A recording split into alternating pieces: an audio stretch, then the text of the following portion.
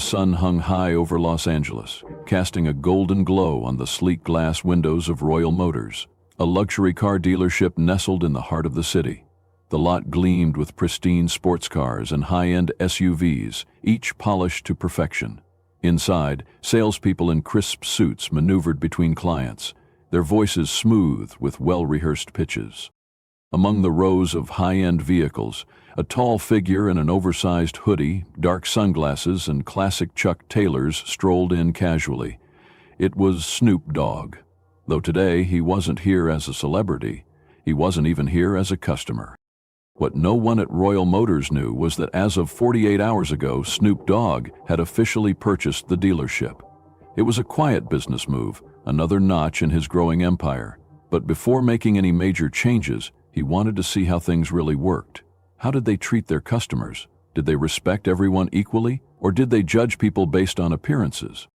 Ditching the fanfare, he walked in alone. No entourage, no security, no flashy jewelry. Just another potential buyer looking for a new ride. At the front desk, a young receptionist greeted him with a polite but hesitant smile. Before she could ask if he needed help, a firm voice cut through the air. "Can I help you?" Snoop turned to see a man in his late 40s with neatly slicked back hair and a sharp suit. His name tag read Greg Dawson, General Manager. The way he looked at Snoop wasn't welcoming. It was scrutinizing, almost dismissive. Snoop smiled, adjusting his sunglasses. "Yeah, I was thinking about getting a new ride today. Something smooth." Greg's eyebrows lifted slightly, his eyes darting over Snoop's casual attire. "Uh-huh," he muttered, his tone already tinged with skepticism. "Well, sir, we specialize in high-performance luxury vehicles. Are you sure you're in the right place?" Snoop chuckled. "Oh, I'm in the right place for sure." Greg let out a small, unimpressed sigh. He had seen his fair share of window shoppers before. People who walked in, fantasized about cars they could never afford, and then left empty-handed.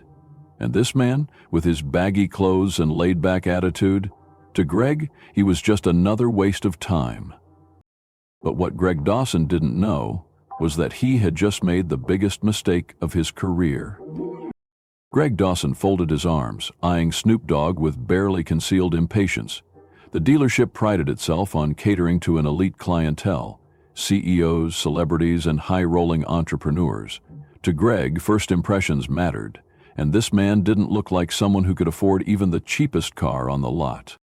"Look," Greg sighed, forcing a tight-lipped smile. "These vehicles start at over 6 figures. If you're just here to look around, that's fine, but we have real customers to assist." Snoop raised an eyebrow behind his shades. He had seen this kind of attitude before. People quick to judge, quick to assume. It wasn't the first time someone had underestimated him, and it sure wouldn't be the last. Still, he played along. "Oh yeah, 6 figures, huh? That's cool. Maybe I'll cop one today." Greg let out a short, sarcastic laugh. "Right. And I'm the President of the United States." A few salespeople nearby exchanged nervous glances. They recognized Snoop immediately, but Greg, too, caught up in his own arrogance, hadn't put 2 and 2 together. Snoop smirked, deciding to test him further. "All right then, how about you show me the baddest ride y'all got?" Greg exhaled sharply, clearly annoyed. He snapped his fingers at a young salesman named Jason, who had been listening quietly from the side. "Jason, why don't you show Mr. Dogg here the pre-owned section?" Greg said, emphasizing pre-owned as if it were the only thing Snoop could afford. Jason hesitated. He knew this was a bad move, but Greg was his boss. Reluctantly, he nodded. Right this way, sir." "Yes, sir?" Snoop chuckled under his breath. "Pre-owned? I bet. Let's see what y'all got." As Jason led the way, Greg turned back to his paperwork, shaking his head. "Some people just waste your time," he muttered to himself. But what Greg deeped, as Snoop casually strolled through the lot, Jason hesitated before speaking in a hushed voice. Mr. Dogg, I just want to say I'm a huge fan, and I don't think Greg realizes who you are." Snoop grinned. "Yeah, I figured that out real quick. But it's cool. Let's keep this little game going for a minute. Jason swallowed nervously. He knew Greg's attitude had been out of line, and he also knew that in a few minutes his boss was going to regret every word he had said. Meanwhile, back at the front desk, a group of employees gathered around as a sleek black Rolls-Royce Cullinan pulled up. The driver stepped out and opened the door. Out came a sharply dressed real estate investor, the previous owner of the dealership. Greg looked up, immediately straightening his tie. This was the man he had been waiting for. "Mr. Sinclair, welcome back, sir," Greg greeted enthusiastically. "Everything is ready for the transition. We just need your signature to finalize the sale." Mr. Sinclair gave Greg a puzzled look before glancing past him, directly at Snoop Dogg, who was now making his way back toward the entrance. Perfect timing," Sinclair said with a smile. "I see you've already met the new owner." Greg blinked. His confident smirk faltered. I'm sorry, what?" he stammered. "The paperwork is all done," Sinclair continued. "I'd like you to officially meet Mr. Broaddus, your new boss." A stunned silence fell over the dealership. Snoop pulled down his shades, locking eyes with Greg. "What's good, boss man?" he said, his voice laced with amusement. Greg's face drained of color. His mind raced, replaying every dismissive word he had said, every condescending glance he had thrown. Snoop let the moment stretch, watching Greg squirm. Then, with a slow nod, he finally broke the silence. "Oh, tell me, Greg," Snoop said, folding his arms. "You still think I belong in the pre-owned section?" I didn't realize was that the clock on his time at Royal Motors was already ticking. Greg stood frozen, his confidence completely shattered. His lips parted, but no words came out. The employees around him exchanged wide-eyed glances, some barely suppressing their smirks. Jason, standing nearby, shifted uncomfortably, already sensing the storm about to hit. Snoop let the silence linger a little longer, then slowly took off his sunglasses. His expression remained calm, but there was an unmistakable edge in his voice. "Hey, Greg, you had a whole lot to say when you thought I was just some regular dude. But now that you know I own this place, you ain't got nothing to say? Funny how that works." Greg swallowed hard, finally managing to force out a weak chuckle. "Mr. Broaddus, I had no idea. If I had known—" Snoop raised a hand, cutting him off. "That's the problem, homie. You treat people differently based on what you think they're worth. But real talk? Respect don't come from titles or bank accounts. It's about how you treat folks, period." The dealership was completely silent. Even the customers had stopped browsing, drawn in by the unexpected confrontation. Mr. Sinclair cleared his throat and spoke up. "Greg, I trusted you to run this dealership with professionalism and integrity. But what I just witnessed? It's unacceptable." Greg's eyes darted between Mr. Sinclair and Snoop, panic creeping in. He had worked his way up in this dealership for years. Losing his position now would be devastating. "Please," he pleaded, "give me another chance. I can fix this." Snoop studied him for a moment, then sighed. "Hey, listen, I ain't in the business of tearing folks down, but I am in the business of building something real, and that means I need people who understand what respect looks like." Greg nodded rapidly. "I understand, sir, I do. I swear this will never happen again." Snoop glanced at Mr. Sinclair, who gave a small nod. Then, turning back to Greg, Snoop made his decision.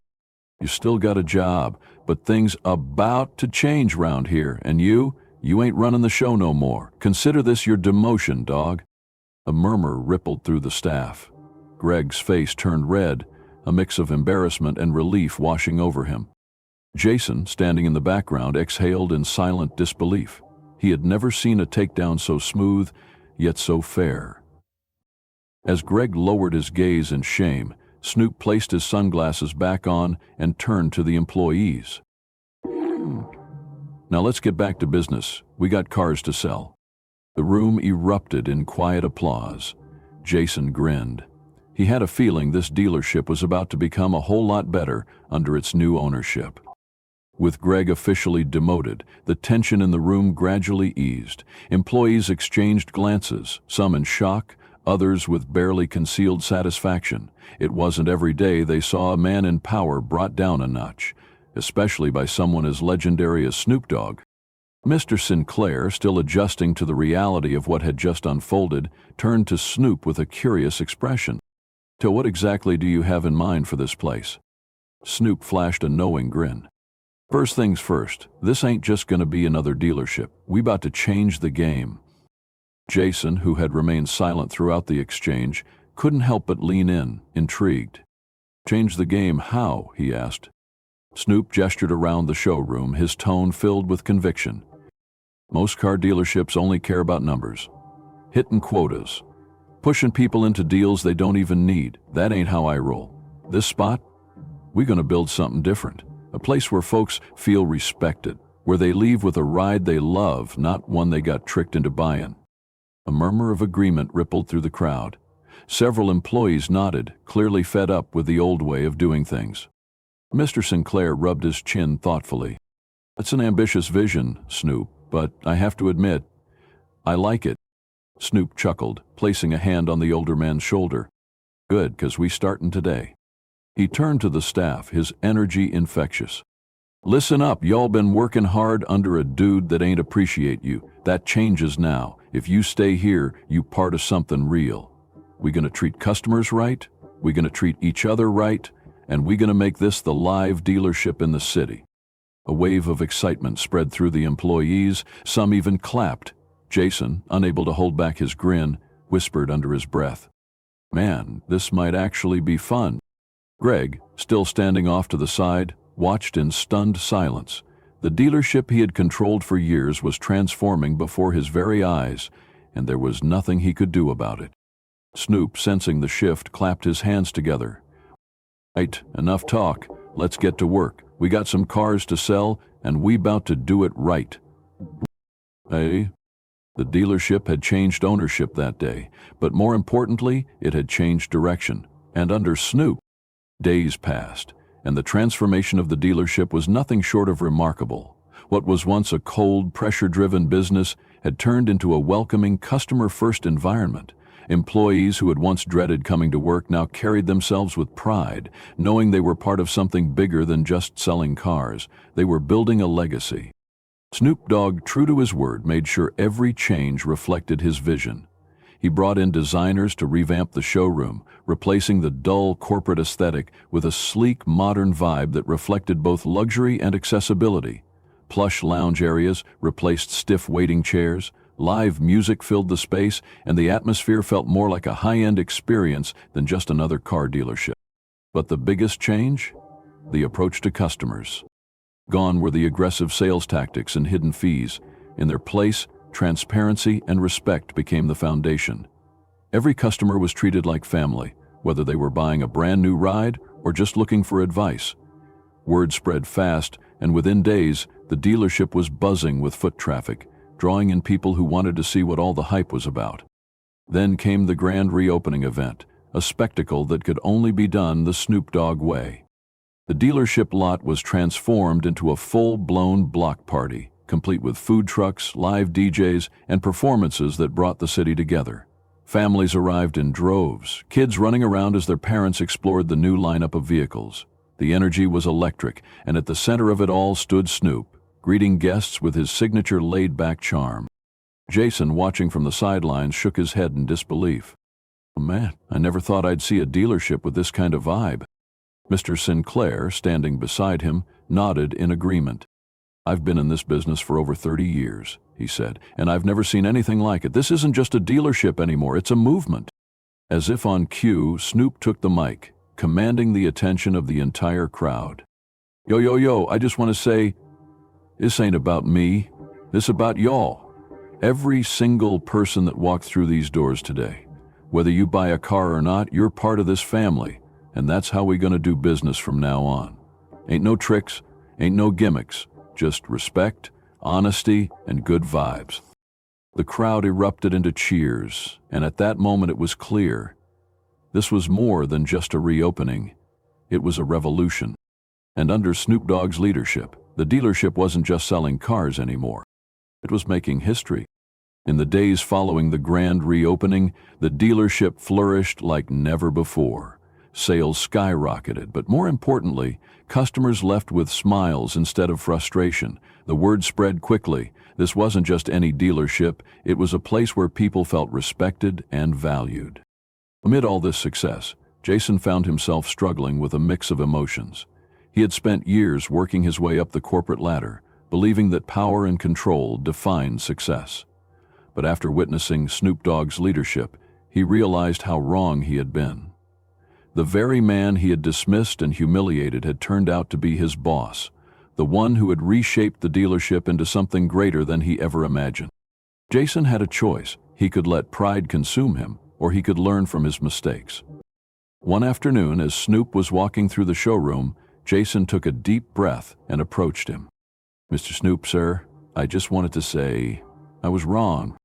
Snoop turned to him, his expression unreadable behind his signature sunglasses. "Oh yeah?" he asked, raising an eyebrow. Jason nodded, his voice steady but sincere. "I judged you without knowing who you were. I treated you with disrespect because I thought I was in control, but the truth is, you showed me what real leadership looks like. You didn't just take over this place, you transformed it. And I want to be a part of that if you'll still have me." A silence lingered for a moment before Snoop cracked a slow smile. "See, now that's what I'm talking about. It ain't about where you been, homie, it's about where you going." Jason exhaled, relief washing over him. "I want to do better. I want to learn. If there's a place for me here, I'm ready to put in the work." Snoop nodded, placing a hand on Jason's shoulder. "Ain't nobody perfect, my guy, but real ones, they learn from their mistakes. Welcome to the new team, Jason."